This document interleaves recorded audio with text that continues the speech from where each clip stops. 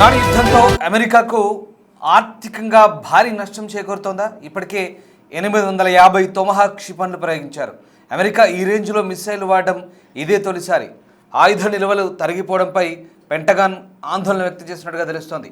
ఈ మేరకు Washington post అనే సంస్థ ఒక సంచలన కథనాన్ని వెలువరించింది. తొమహాక్ క్షిపణులు అమెరికాకు అత్యంత కీలకంగా చెప్తారు. ఒక్కో క్షిపణి ఖర్చు దాదాపు $1 మిలియన్ పైనే. తయారీకి కూడా చాలా టైం పట్టే ఛాన్స్ ఉంది. ఇక యుద్ధానికి ముందు యుఎస్ వద్ద 4000 తొమహాక్ క్షిపణులు ఉన్నాయి. యుద్ధం ప్రారంభమైన తర్వాత 72 గంటల్లోనే 400 మిస్సైల్ ప్రయోగించారు. ఇది మొత్తం నిల్వల్లో 10%. అటు అతి తక్కువ ఖర్చుతో భారీ నష్టం కలిగిస్తోంది ఇరాన్. షాహిద్ డ్రోన్లతో అమెరికా ఇజ్రాయెల్కు చుక్కలు చూపిస్తోంది.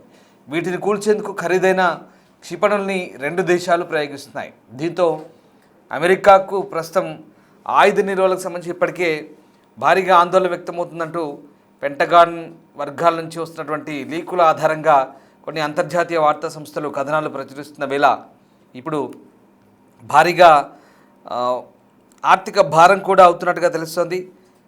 ఈ నేపథ్యంలోనే ప్రస్తుతం ఈ వ్యవహారంపై ఆసక్తికర చర్చ కొనసాగుతుంది.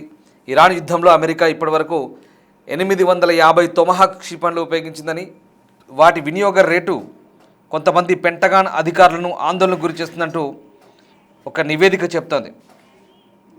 సో ఇక్కడ ఇరాన్ యుద్ధం జరిగిన 4 వారాల్లో అమెరికా ఈ 850కి పైగా ఈ తొమహాక్ రకం క్షిపణులను ప్రయోగించింది.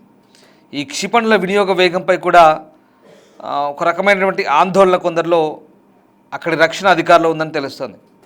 ఎందుకంటే వార్షిక ఉత్పత్తి మందగించడంతో ఈ ఖచ్చితమైన ఆయుధ నిల్వలు తరిగిపోతున్నాయి. అంటే సంవత్సరానికి ఇంత తయారు చేస్తారు అంటూ కొన్ని నివేదికలు ఉంటాయి. సో ఇప్పుడు ఆ తయారైన వాటిల్లో చాలా వరకు ఇప్పటికే కొంత పర్సంటేజ్ వాడారు. సో ఇప్పటికీ నిల్వలు తరిగిపోతున్నాయి. మరి అమెరికా ముందున్న ప్రత్యామ్నాయం ఏంటి? ఇరాన్తో యుద్ధం ప్రారంభమైన మొదటి 4 వారాల్లోనే దాదాపు 850 పైగా ఈ తొమహాక్ అనే క్రూయిజ్ క్షిపణులను ప్రయోగించింది. ఈ ఖచ్చితత్వపు ఆయుధాల సరఫరాపై పెంటగాన్లో ఆందోళనలు పెరుగుతున్నట్టుగా వాషింగ్టన్ పోస్ట్ అనే ఒక నివేదిక చెప్తోంది. ఫిబ్రవరి 28న ప్రారంభమైన ఆపరేషన్ ఎపిక్ ఫ్యూరీ మొదలైన కొద్ది రోజులకే అమెరికా నౌకాదళానికి చెందిన డిస్ట్రాయర్లు, జలాంతర్గంలు ఇరాన్ లక్ష్యాలపై వందలాది క్షిపణులను ప్రయోగించాయి.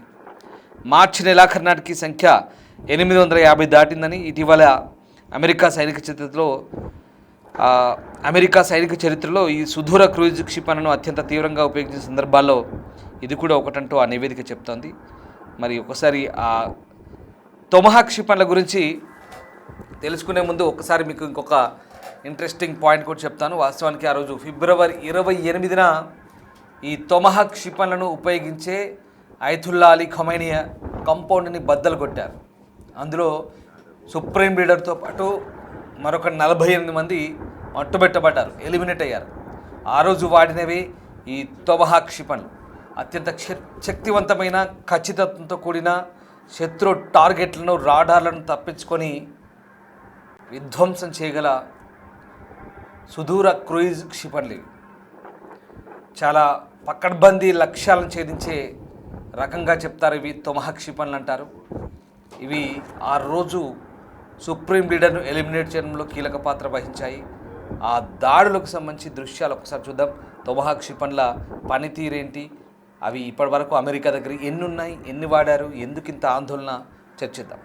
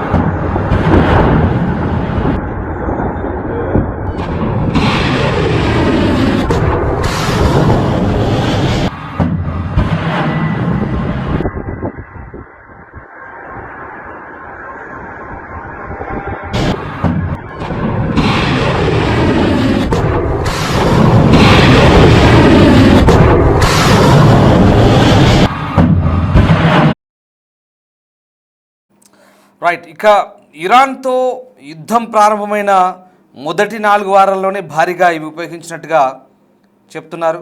సో రకంగా అమెరికా ఖచ్చితమైన ఆయుధాలను ధ్వంసం చేస్తున్న తీరు కొంతమంది పెంటగాన్ అధికారులకు ఆందోళన గురి చేస్తుంది. ఇవి ఎలా అందుబాటులోకి తీసుకురావాలని దానిపై అంతర్గత చర్చలకు కూడా దారితీస్తున్న పరిస్థితి. అసలు ఈ తోమహాక్లు అనేటివి పైలట్లకు కానీ విమానాలకు కానీ ప్రమాదం కలగకుండా సుదీర్ఘ లక్ష్యాలను ఛేదిస్తాయి. కానీ ఈ సంక్లిష్టమైన ఆయుధాలు చాలా ఖరీదైనవి. వాటిని త్వరగా భర్తీ చేయడం అయితే సాధ్యం కాదు, అంటే తయారు చేయడం. అంతర్గత చర్చల గురించి తెలిసిన అధికారులు ప్రస్తుతం ఖర్చుల రేటు ఆందోళనకరంగా ఉందని చెప్తున్నట్టుగా ఆ నివేదిక చెప్తుంది. ఇక వాషింగ్టన్ పోస్ట్. సో ఇక్కడ అవి ఎంత వేగంగా తరిగిపోతున్నాయంటే ఏళ్ల తరబడి పోగు చేసిన నిల్వలు వారాల్లోనే కరిగిపోవచ్చు. ఎందుకంటే ఈ సంఘర్షణ తీవ్రతరం కావడానికి ముందు అమెరికా వద్ద సుమారు 4,000 నుంచి 4,150 తోమహాక్ క్షిపణులు ఉండేవని స్వతంత్ర రక్షణ అంచనాలున్నాయి. కానీ యుద్ధం ప్రారంభమైన మొదటి 72 గంటల్లోనే సుమారు 400 క్షిపణులను ప్రయోగించారు. ఇది మొత్తం నిల్వల దాదాపు 10%. సో ఇక్కడ నివేదికల ప్రకారం ఒక్క తోమహాక్ క్షిపణి ఖరీదు $1 మిలియన్ అంట. ఇది చాలా ఎక్కువ. సో తోమహాక్ క్షిపణి తయారుదారైనటువంటి రేథియాన్ చారిత్రాత్మకంగా ఈ క్షిపణులను సంవత్సరానికి 90 అనేటువంటి ఒక కట్ ఆఫ్ పెట్టుకొని 90 అనే సాపేక్షిక తక్కువ రేట్లో ఉత్పత్తి చేస్తూ వస్తుంది. సో సంవత్సరానికి ఒక 90 తయారు చేస్తున్నట్టుగా చెప్తున్నారు. సో ఇప్పటికైతే ఈ ఉత్పత్తిని ఇప్పుడు సంవత్సరానికి సుమారు 1000కి పెంచుతున్నారు. కానీ యుద్ధకాలపు డిమాండ్ తీర్చడానికి దీన్ని విస్తరించడానికి ఇంకా సంవత్సరాలు పట్టవచ్చు. మరేంది పరిస్థితి? ఇప్పుడు ఈ తోమహాక్లను విరివిగా వాడటం అమెరికాకున్న అవకాశాలను అయితే కొంచెం పరిమితం చేసే అవకాశం ఉంది. ఎందుకంటే ఈ సంఘర్షణ ప్రారంభ దశలో అత్యంత విలువైన లక్ష్యాలను ఛేదించడానికి వీటిని రూపొందించారు. వాటిపై ఎక్కువగా ఆధారపడడం భవిష్యత్తులో వాటి అవకాశాలను పరిమితం చేయొచ్చు. దీనివల్ల సైన్యం తమ వ్యూహాలను మార్చుకోవడం లేదా తక్కువ ఖచ్చితమైన ఆల్టర్నేటివ్స్ను ఉపయోగించడం అనేది చేయాల్సి ఉంటుంది. సో పశ్చిమాసియాలో ఇరాన్, ఇజ్రాయెల్, అమెరికా, గల్ఫ్ దేశాలు, అలాగే హిజ్బుల్లా, హమాస్, హౌతీలు, ఇస్లామిక్ స్టేట్ వంటి ప్రభుత్వేతర శక్తులతో ముడిపడి ఉన్నటువంటి సంఘర్షణకు సంబంధించినటువంటి అంశాల గురించి ప్రస్తుతం మనం మాట్లాడుతున్నప్పుడు ఇక్కడ ఎవరెవరు ఎంత ఖర్చు పెడుతున్నారు, అసలు ఏంటి, ఏం జరుగుతుందని ఒక్కసారి మనం అంచనా వేసుకుంటే కనుక ఇప్పుడు ఈ అంశాలన్నీ బయటపడుతున్నాయి. ఇప్పటికే ఇరాన్తో యుద్ధానికి లక్షల కోట్లు కావాలంటూ చెప్తున్న పరిస్థితి కనబడుతుంది. సుమారు ప్రస్తుతం ఉన్న పరిస్థితిలో కొన్ని ఉదాహరణలు చెప్తాను మీకు. యుద్ధం ప్రారంభమైన మొదటి కొన్ని గంటల్లోనే ఇక్కడ మనకు అంటే జస్ట్ 48 అవర్స్లోనే అమెరికా ఇరాన్పై యుద్ధం చేసినప్పుడు ఒక 50,000 కోట్లకు పైగానే మొదటి 48 అవర్స్లో ఖర్చు పెట్టారు. సో అంటే 2 రోజుల్లోనే 50,000 కోట్లకు పైగా ఖర్చు అయింది అమెరికన్స్కి. ఫర్ ఎగ్జాంపుల్ ఇండియా పాకిస్తాన్ యుద్ధం చేసుకుంటే కనుక పర్ డే నిపుణులు చెప్తుంది, మా సొంత అభిప్రాయాలు కావు, పర్ డే 1,500 కోట్ల నుంచి 5,000 కోట్ల వరకు కూడా కావచ్చు ఇప్పుడున్న పరిస్థితిలో. అంటే ఇక్కడ మనం ఎందుకు ఇంత ఖర్చు 100 కోట్లు ఎందుకు అవుతాయండి, భలే మాట్లాడతారు మీరు అనుకోవచ్చు. కానీ ఇది కుదరదు. ఎందుకంటే మనకు ప్రధానంగా ఇక్కడ కావాల్సిన ఏంటి, ఆయుధాల ఖర్చు. మిస్సైళ్ళు ఉంటాయి, డ్రోన్లు ఉంటాయి, మందుగుండు సామాగ్రి ఉంటుంది. ఈ మిస్సైల్స్లో అనేక రకాలు ఉంటాయి. టార్గెట్ని ఛేదించడానికి రకరకాల సిరీస్లు ఉంటాయి మిస్సైల్స్లో. సపోజ్ మన దగ్గర తీసుకోండి, బ్రహ్మోస్ కావచ్చు, అగ్ని కావచ్చు, ఇట్లాంటి క్షిపణులు చాలా ఉంటాయి. ఇట్లా ఇప్పుడు అమెరికా దగ్గర తోమహాక్ గురించి ఎట్లా మీకు చెప్తున్నానో అట్లా ఇరాన్ దగ్గర ఫతా ఉంది, ఖుర్రం షేర్ ఉంది, షాహిద్ డ్రోన్స్ ఉన్నాయి. షాహిద్ డ్రోన్స్లో 136 షాహిద్ అనేది ఇప్పుడు దుమ్ము రేపుతోంది. అంటే దుమ్ము రేపడం అంటే దాని అర్థం మిగతా వాళ్ళని టార్గెట్ చేస్తూ అది తక్కువ ఖర్చుతో కూడుకుంది. దాంతోపాటు ఇప్పుడున్న పరిస్థితుల్లో అవి ఆ టార్గెట్ని లక్ష్యాలను ఛేదిస్తోంది. ఎక్కడికక్కడ ఇంటర్సెప్ట్ చేస్తున్నారనుకోండి, అది వేరే విషయము. కానీ అంత నష్టం జరిగినా నాయకత్వం లేకున్నా పోరాడుతుందంటే దానికి దీని అర్థం, నేను చెప్పేదానికి అలా అర్థం వచ్చేలా మాట్లాడుతున్నాను.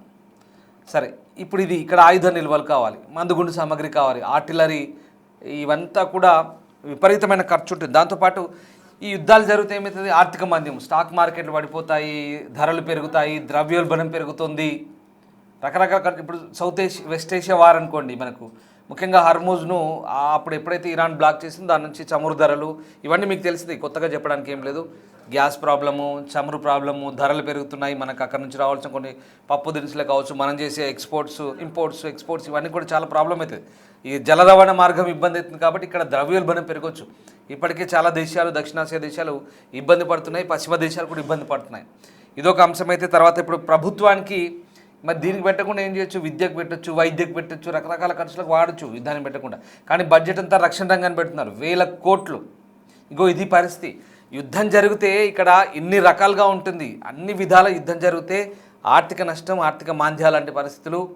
లేదా మళ్ళీ ఇంకోటి గుర్తుపెట్టుకొని, యుద్ధం సరే చేస్తున్నారు పగ తీర్చుకోవడానికో, లేదా వాళ్ళ ప్రతీకారాలకో, లేదా వాళ్ళకు ఉన్నటువంటి లక్ష్యాలు నెరవేర్చుకోవడానికో, ఏదైనా మంచి ఉద్దేశమో చెడు ఉద్దేశమో యుద్ధాలు అయితే చేస్తారు. చేసుకున్న తర్వాత ఒక ఉదాహరణ చెప్తాను మీకు. 2023-24 మధ్యలో ఇజ్రాయెల్ గాజా యుద్ధమైనప్పుడు మధ్యలో లెబనాన్లో హెజ్బుల్లా ఉండే కదా, హెజ్బుల్లాపై దాడి చేసినప్పుడు హెజ్బుల్లా పునర్నిర్మాణానికి, హెజ్బుల్లాని మళ్ళీ లెబనాన్ పునర్నిర్మాణానికి, ఆ లెబనాన్ దేశాన్ని మళ్ళీ నిర్మించాలంటే దాదాపుగా 90,000 కోట్లు ఖర్చు అవుతుందని చెప్పారు. ఎక్కడి నుంచి చేస్తారు ఇంత డబ్బు? ఎన్ని డాలర్లు, ఎన్ని బిలియన్ డాలర్లు ఇస్తే కావాలి ఇదంతా? అది ఇంకా అది అట్లాగే ఉంది. మళ్ళీ ఇప్పుడు ఇక్కడ లెబనాన్, హెజ్బుల్లాను మట్టుబెట్టే పరిస్థితుల్లో ఇప్పుడు దక్షిణ లెబనాన్ అంతా కూడా సర్వనాశనం అవుతుంది ఒక రకంగా. అంటే చూడండి, తీవ్రవాదం లేదా దాని ఆనవాళ్ళు, లేదా ఈ ఏవైతే ఈ విద్వేషాలు, లేదా ఆయా ప్రాంతాల మధ్య ప్రాంతీయ సంఘర్షణలు, లేదా అణ్వాయుధాల తయారీ కావచ్చు, క్షిపణుల తయారీ కావచ్చు, తీవ్రవాద సంస్థలను పెంచి పోషించడం కావచ్చు, ఇవన్నీ ఇక్కడ ప్రధానంగా మనకి ఇక్కడ గల్ఫ్ యుద్ధానికి కారణం ఇదే. మెయిన్గా 3 రీజన్స్ ఉన్నాయి. ఈ 3 రీజన్స్ కనుక మనకి ఎందుకు వచ్చిందంటే, జెనీవా ఒప్పందం యుద్ధానికి ముందు ఫిబ్రవరి 28 ముందు ఆ 2 days బ్యాక్ జెనీవాలో చర్చలకు కూర్చున్నారు. ఏంటి, అప్పటికి మన మోదీ ఇజ్రాయెల్లోనే ఉన్నారు, అది వేరే విషయం అనుకోండి. సో మరి చెప్పింది ఏంటి, మీరు అణ్వాయుధాలు, యురేనియం శుద్ధి ఆపండి, క్షిపణులను తయారు చేయడం ఆపండి, అడ్డగోలుగా క్షిపణులు చేస్తున్నారు అది ఆపండి. అలాగే ఫ్రాక్సీ సంస్థలు, ఇది చాలాసార్లు చెప్పాను, మీకు మళ్ళీ చెప్తున్నాను. ఫ్రాక్సీలు అంటే ఈ తోక సంస్థలు తయారు చేశాడు పెద్ద ఆయన అయతుల్లా అలీ ఖమైనియా, సుప్రీం లీడర్.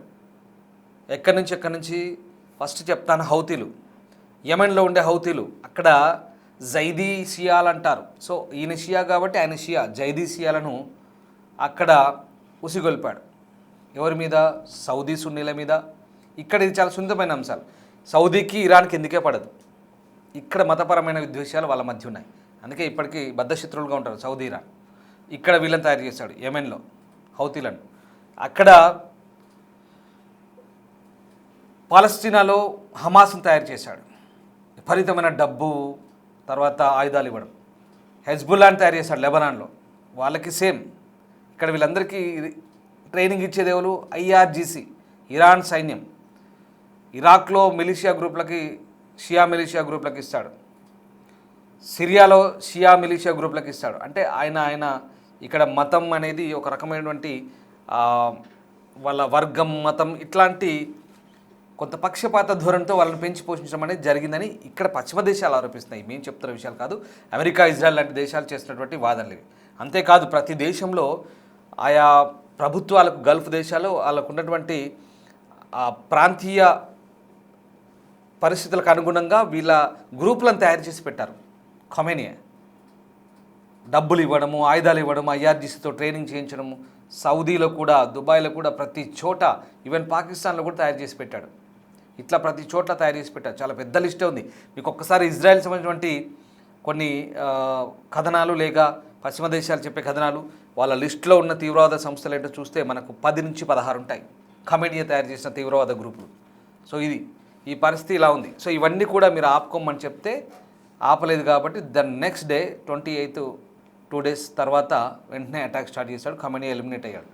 అదంతా ఒక విషయం. మనం ఇక్కడ ఎవరి పక్షాన మాట్లాడడం కాదు, ఉన్న పరిస్థితులను వివరిస్తున్నాం. సో ఇది యుద్ధం ఎందుకు ప్రారంభమైందన్నప్పుడు ఆ నేపథ్యాన్ని మీకు చెప్పే ప్రయత్నం చేస్తున్నాను. సో ఇక్కడ వియన్నాలో చర్చలు ఫెయిల్ అయ్యాయి, జెనీవాలో చర్చలు ఫెయిల్ అయ్యాయి. దాని పర్యవసానం ఇప్పుడు మనం చూస్తున్న వెస్ట్ ఏషియా వార్.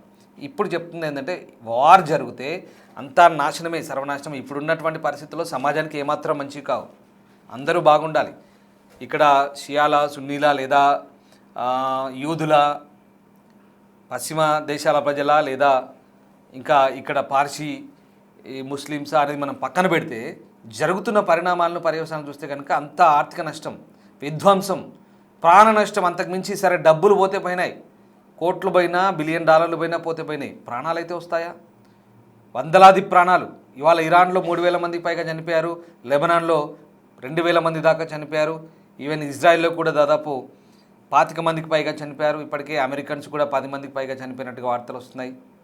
ఇంకా వేరే వేరే దేశాల పౌరులు గల్ఫ్ దేశాలు జరిపిన దాడుల్లో చాలామంది చనిపోతున్నారు. అందులో మన భారతీయులు కూడా ఇప్పటి వరకు 6 చనిపోయారు. ఒక ఆయన గల్లంతయ్యాడు ఈ యుద్ధంలో.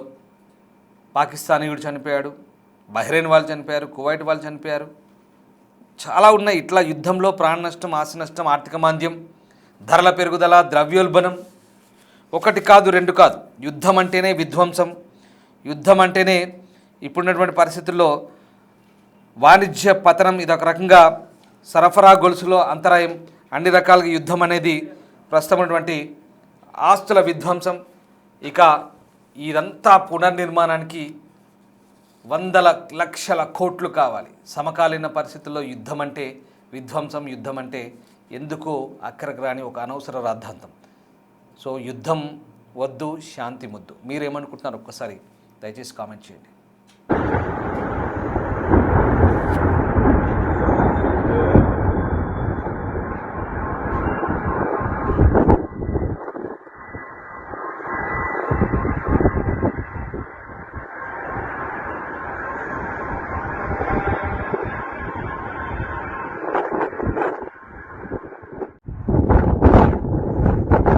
Scheiß, mein Schade,